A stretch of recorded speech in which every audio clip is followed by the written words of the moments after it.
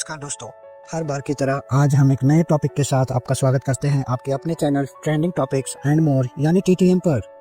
आज हम बात करेंगे इंटरनेट कनेक्टिविटी और कम्युनिकेशन सेवाओं के बारे में, जहां चर्चा होगी फर्स्ट जनरेशन के इंटरनेट कनेक्टिविटी से लेकर वर्तमान में चल रहे 5G इंटरनेट कनेक्शन यानी 5th जनरेशन के साथ साथ भविष्य की आने वाली 6th जनरेशन यानी 6G टेक्नोलॉजी के बारे में, और जानेंगे कैसे इन तकनीक ने हमारे संचार और जीवन शैली को पूरी तरह से बदल कर रख दिया है। तो विलंब न करते हुए चलिए शुरू करते हैं। सबसे पहले बात करते हैं फर्स्ट जनरेशन यानी 1G के बारे में, जो 1980 के दशक में आई थी। यह एनालॉग टेलीफोन पर आधारित थी। इसमें कॉल करने के लिए हमें बड़े और भारी मोबाइल फोन का इस्तेमाल करना होता था। हालांकि आवाज की गुणवत्ता इसमें अच्छी होती थी, लेकिन इंटरनेट सुविधा न होने के कारण डेटा ट्रांसफर करने की कोई सुविधा नहीं थी। बात करें 2G यानी सेकेंड जनरेशन इंटरनेट कनेक्टिविटी के बारे में, जो न केवल संचार के लिए जरूरी था बल्कि कई इलाकों में लोगों की जिंदगी का अहम हिस्सा भी रहा था। इसलिए मोबाइल नेटवर्क की यह पहली टेक्नोलॉजी थी जो डिजिटल सेवाएं प्रदान करती थी। इसमें SMS, MMS, इंटरनेट ब्राउजिंग की सुविधाएं शामिल थी। क्या आपको पता है कि आज भी कई ग्रामीण और दूरस्थ क्षेत्रों पर लोग 2G सेवाओं पर ही निर्भर हैं। इसकी वजह से लोग एक दूसरे से जुड़े रहते हैं, जरूरी सूचना हासिल करते हैं और आपातकाल में मदद पहुंचा पाते हैं। हालांकि 2G इंटरनेट कनेक्टिविटी के दौरान इंटरनेट का तो लुत्फ उठाया जा रहा है, लेकिन इसमें बड़ी फाइलें और वीडियो कॉलिंग आदि जैसी सुविधाएं प्रदान करना संभव नहीं हो पाती थी, जिस कारण 3G तकनीक को विकास करने की जरूरत पड़ी। बात करें 3G यानी third generation mobile internet connectivity के बारे में, तो हमें इंटरनेट की दुनिया में 3G ने अच्छी तरह से वर्चुअली जोड़ने में सक्षम बनाया। यह 2G की तुलना में काफी तेज और प्रभावशाली थी। 3G तकनीक ने मोबाइल डेटा ट्रांसफर को तेज और सुविधाजनक बनाया। 3G की सेवाओं में कुछ प्रमुख सेवाएं इसकी इंटरनेट स्पीड थी, जो लगभग 2 Mbps तक पहुंच सकती थी। 3G आने के बाद ही वीडियो कॉलिंग और वीडियो स्ट्रीमिंग की सुविधा अस्तित्व में आई। यूजर्स अब बेहतर 3G सर्विस के दौरान internet surfing, online gaming, social media experience का आनंद ले पा रहे थे। इस दौरान ही video calling, online gaming, file downloading, video streaming जैसी यूट्यूब और नेटफ्लिक्स आदि सेवाएं आरंभ हुई। 3G सेवाओं के दौरान ही विकासशील देशों में इंटरनेट सुविधाओं का शिक्षा, स्वास्थ्य सेवाओं और व्यवसायों में क्रांतिकारी बदलाव आया। हालांकि इसकी इंटरनेट गति 4G और 5G जैसी नहीं थी, लेकिन फिर भी लोग इंटरनेट कनेक्टिविटी का ठीक ठाक इस्तेमाल कर पा रहे थे। बात करें 4G इंटरनेट कनेक्टिविटी यानी फोर्थ जनरेशन के बारे में, तो 4G तकनीक ने हमें 100 Mbps की इंटरनेट स्पीड उपलब्ध कराई, जिसमें हम high quality video streaming, online gaming और फास्ट डाउनलोड करने से संबंधित सेवाओं का उपयोग कर पा रहे थे। इस समय बड़े बड़े फाइल्स डाउनलोड हो सकते थे। HD वीडियो कॉल्स की सुविधा उपलब्ध करा दी गई थी, जिससे लोग सरलता पूर्वक अपने दोस्तों और परिवारों के साथ जुड़ रहे थे। 4G सर्विस के दौरान ही जूम और गूगल मीट जैसे वीडियो कॉलिंग ऐप अपने अस्तित्व में आए। व्हाट्सएप और टेलीग्राम जैसे सोशल मैसेजिंग ऐप और ऑनलाइन मीटिंग भी सामान्य तौर पर होने लगे।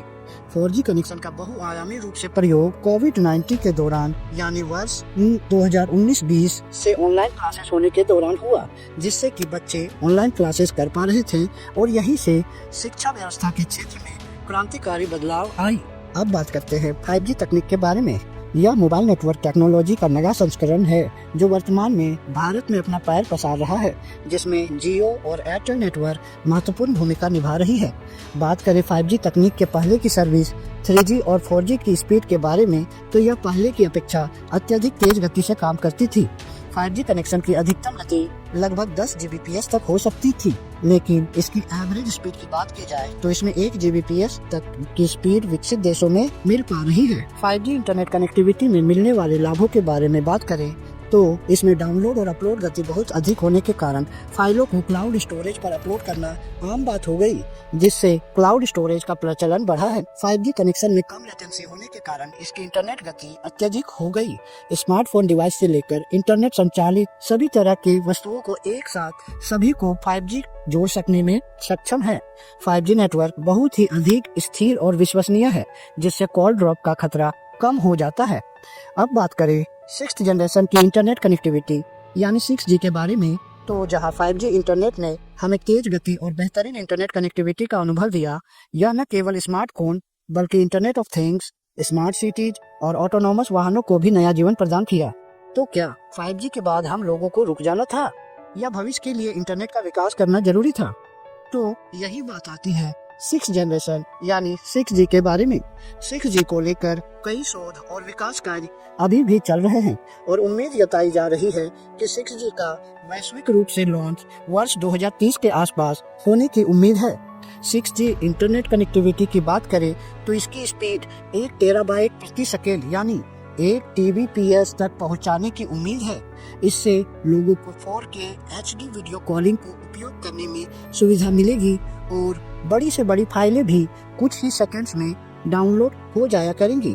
इसकी लेटेंसी लगभग 1 मिलीसेकंड होगी, यानी ऑनलाइन गेमिंग और रियल टाइम कनेक्टिविटी में कोई रुकावट नहीं होगी।